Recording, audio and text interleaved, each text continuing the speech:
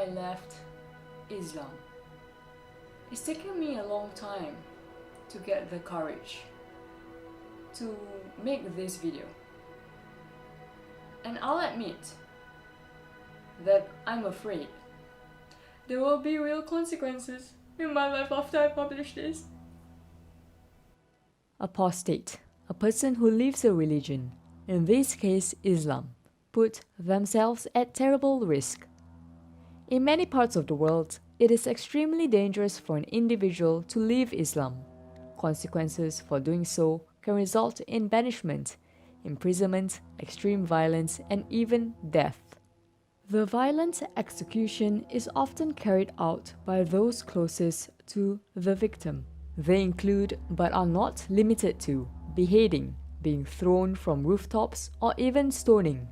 This is not restricted to Muslim-majority countries either. Harassment, violence, and murder towards ex-Muslims even occur in Canada, Australia, USA, and Europe. The UK in particular has the highest concentration of acid attacks in the Western world, many of which are carried out against ex-Muslims. Here are a few examples of what ex-Muslims have to endure in Western countries. This is Nisar Hussain, a father of 6. 2 hooded men brutally beat him to the ground. He was left with broken bones and hospitalized. He says he was attacked because he left the faith of Islam. There was every adult male in my immediate family and a religious leader sitting in the center. It was my decision to leave the religion. And before I knew it, fists were connecting to my face. I was being hit all over. Like your dad or your brother will do if they find out you're an atheist. Kill me, maybe. However, I do not want these potential consequences deterring me from telling my personal story.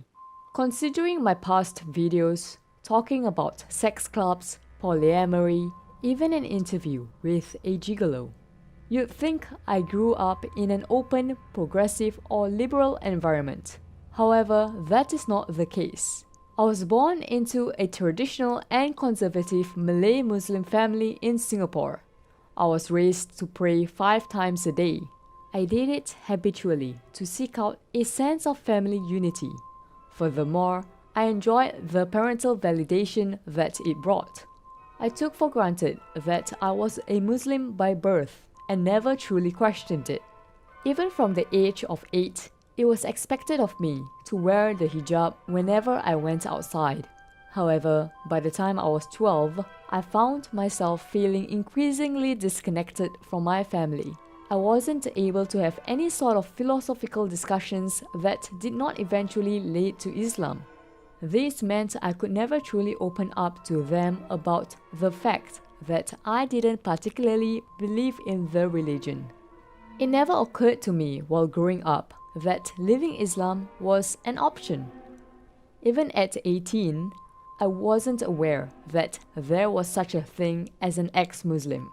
Was being secular more in tune with who I am? I wanted to know what else life had to offer. I explored this question at 19 by sneakily going out without my hijab, attending music festivals, and living almost as freely as I wanted, all while still keeping up appearances at home in front of my family. In my pursuit to find my own path, I learned more about Islam and how it did not coincide with my personal ideals. Ultimately, I came to the conclusion that my life would be severely restricted if I continued living as a practicing Muslim. I was shocked to discover that I was not alone. There are millions of other ex-Muslims all over the world. The vast majority of them conceal their apostasy out of fear of persecution by the Islamic community. Ex-Muslims suffering verbal and physical abuse, being shunned by their immediate family, is commonplace. A 2010 Pew Research Center survey showed that Muslims in Egypt, Jordan, Pakistan, and Nigeria would favor a death penalty for those who leave the religion.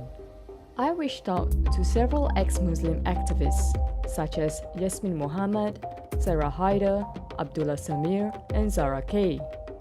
Furthermore, I joined the Council of Ex-Muslims of Britain, as well as posted my questions on the r/ex-Muslim subreddit. Hardly any ex-Muslims replied to my inquiries. Most who did simply stated that they were still closeted about their apostasy. Very few were willing to go into depth about the subject. Furthermore, despite my best efforts, I have yet to find any recent statistics on ex-Muslims online. Thankfully, I was living in Singapore, where violence is not openly tolerated and where there are no apostasy laws in place. Still, my life would have been a lot easier had I chosen to remain as a closeted ex-Muslim. The only problem was I was tired of lying to myself and others. I fully expected that once I announced my apostasy, my family would throw me out. Thus, I saved up money for an entire year, so that I'd have a safety net to fall on should the worst occur. When I was ready, I used a PowerPoint presentation to explain to my entire family why I was leaving Islam. Some of them were brought to tears by my decision. The next few months were extremely difficult.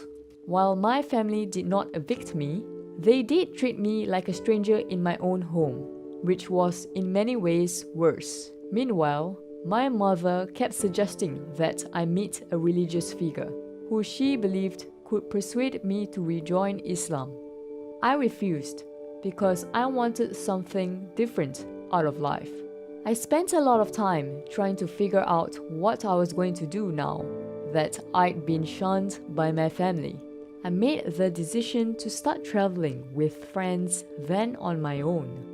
I visited Japan, Indonesia, Thailand, Hong Kong, Macau, and Laos. While traveling, I discovered that I did not have to stay in Singapore, where I'd face constant disapproval from my family. I could build a new home for myself. So I decided to move to Bangkok, then Europe, and have kept traveling ever since. I do try to contact my family from time to time, but am either ignored, met with hostility, or pressured to return to Islam. I wish they would be willing to talk to me without it spiraling into how I should return to Islam. But any attempts to set such boundaries are always disregarded. My family almost never contact me anymore unless I reach out to them first, and even then, I'm usually ignored. They wouldn't even respond when I told them that I was going to get married.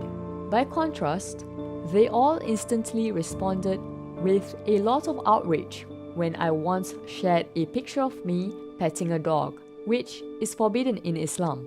I miss my family terribly, and it breaks my heart that we are so estranged. My parents want to remain devout Muslims, and I'm fine with that. Furthermore, I fully understand why my decision to leave Islam was a huge shock to them. However, their unwillingness to accept me as I am has created a huge division between us, which I fear might never be mended. I love making videos, and I'm not planning on stopping anytime soon. However, considering my circumstances, I need to take a small break in order to prioritize my safety. I truly appreciate your continued support. It means a lot to me. If everything works out, I'll be back soon. Ciao.